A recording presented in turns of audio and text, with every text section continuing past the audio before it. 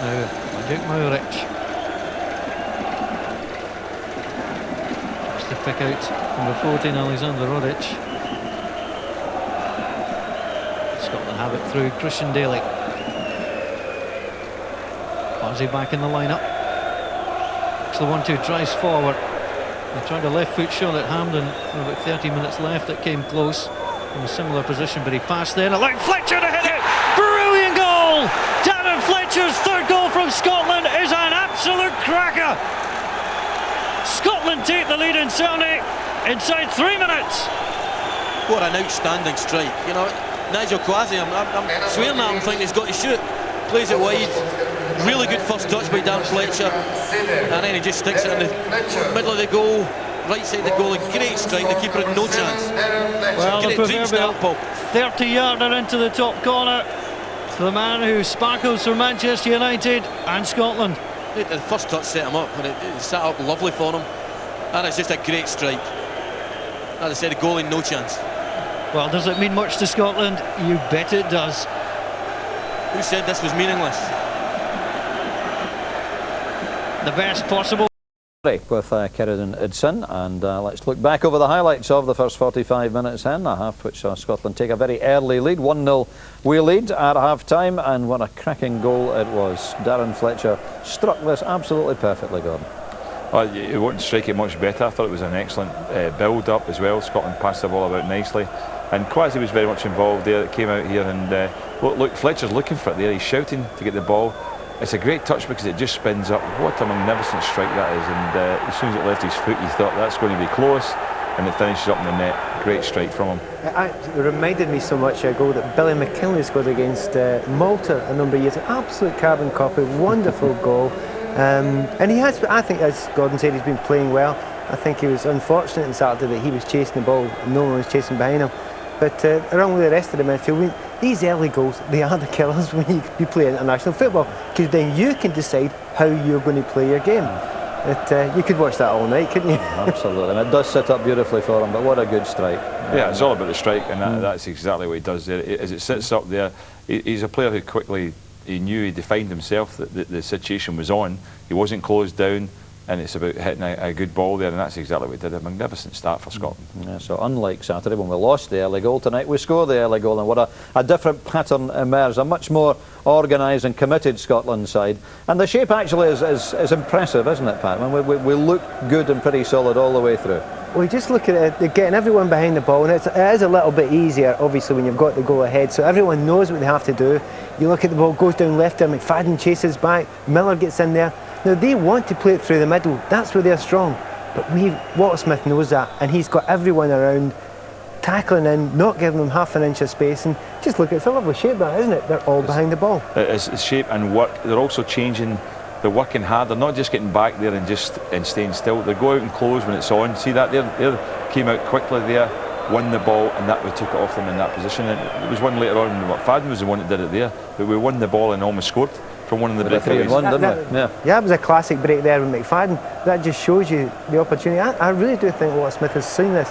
He sees Asimovic in the middle of the field there and thinks to himself, that's where they're dangerous. Alexander shuts off the wide ball there, and he just makes him play a nothing cross into the box. Actually, this is an area where they got dangerous, because that was a better ball in there. But once again, the defending, it's pretty deep. It's maybe a little bit more deep than you want them to be. But look, that's a huge wall of Scotland Stephen players. Presley won both headers as well at the back post there, and that's what you want to do. You're covering every angle, covering every position, and that was good organisation. That lacked in the first half on Saturday. There's no question about it. If you say, and that's not necessarily Walter Smith's fault, because the players know what they're meant to do, and they go out and they don't comply with the instructions.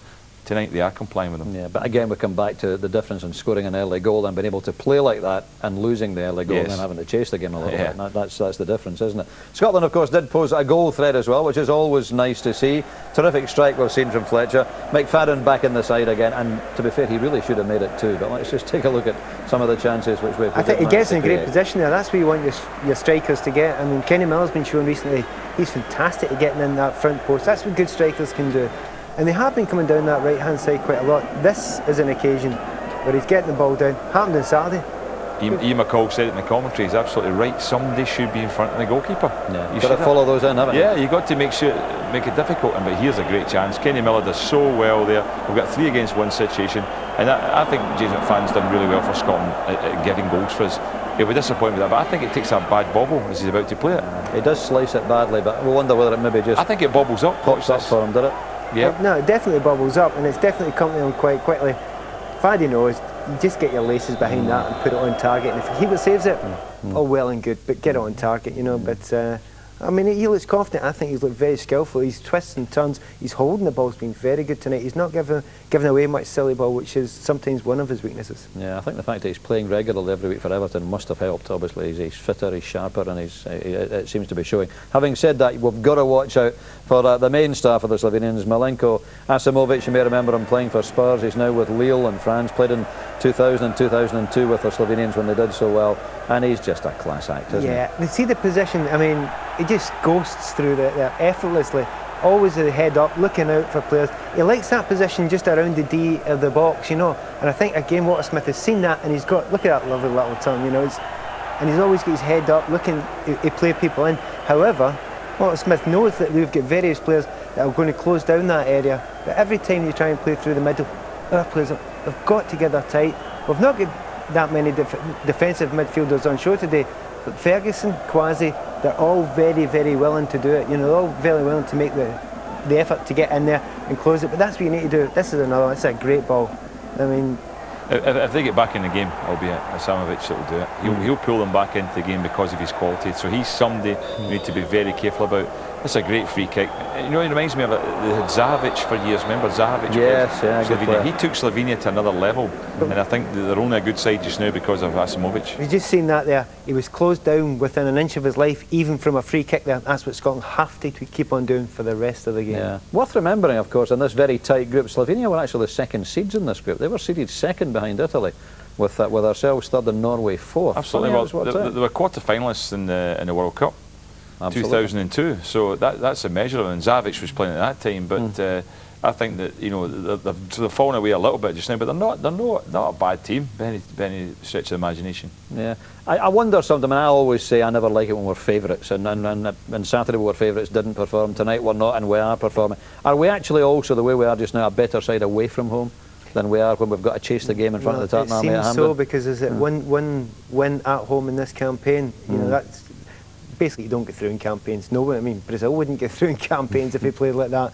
So yeah, I mean, there is a lot of pressure on the lads at home, but I mean, it just goes back. We all know it goes back to those first 3 games, and particularly those first 2 home games, and they finished us off, and we're always going to be battling against it. But away from home, you're allowed to play one striker up front, you know, and no one complains about it and moans about it, and it just seems to suit us really well. If you do that at home, it doesn't always sit very well, and it's no complaint against Walter Smith. That's just the way it is. No, we don't, I suppose, have the quality to go out and dominate matches, and that's what you tend to want to do at home, and we don't really have the ability to do that at the moment. Yeah, but it's a good point you're making, Dougie, about the fact that you look at the home games and you think, what, our performances and our results away from home have been better. I mean, this game's not finished yet tonight, but it could be the fact is we can't.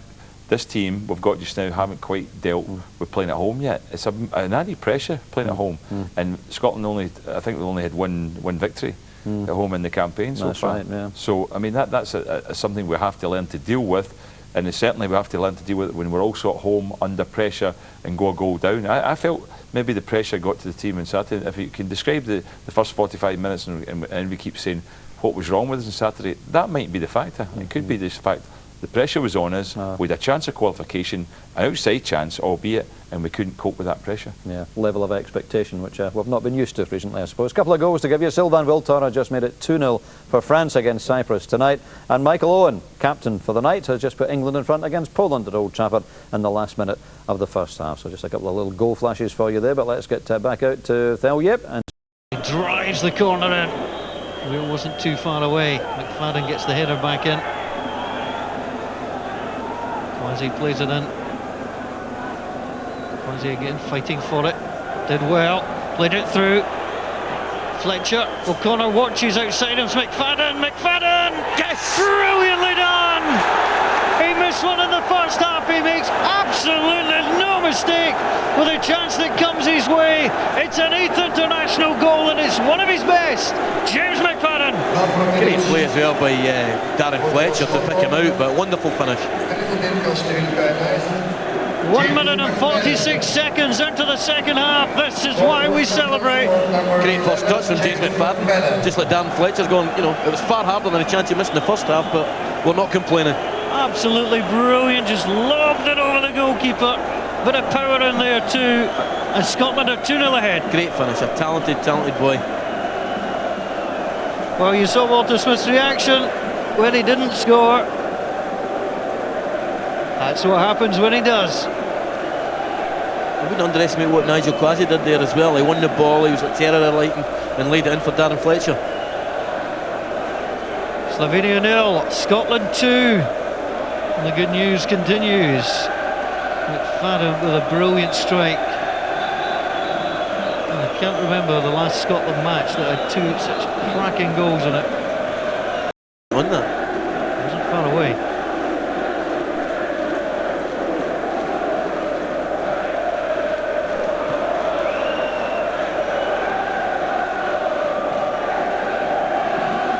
Play from Scotland. Eddie O'Connor into Fletcher. Fletcher trying to get there. The second ball will come Scotland's way. There's the Hibs connection. Eddie O'Connor plays it back. Ball gets played out wide. Into Paul Hartley. Can he score? Yes! Brilliantly done from Paul Hartley. The victory is complete. It's his first goal for his country. 3 cracking goals. Scotland are leading by 3-0. You said earlier on, Paul, you can't remember seeing 2 great goals for Scotland. Well, I tell you what, that's 3 crackers now. The delight is clear for all to see. It was a sweet move from Scotland, a very patient build-up. The Hibs connection, then Fletcher, and then Paul Hartley knew precisely what he wanted to do, and Paul Hartley scores. Outstanding finish. You're right as well, it was the build-up. You know, all the way up the pitch, we played 1-2 touch football, and you know, the goalkeeper, I think, made Paul Hartley's mind up, but the execution was superb. And he deserves a goal, you know what? Really deserves a goal. He's worked his socks off. Well, it's the first time in a qualifier since September 2003 that Scotland have scored 3 times. The Faroe Islands were on the wrong end that day, and Slovenia go 3 down thanks to Paul Hartley. Ali McCoy's leading the charge.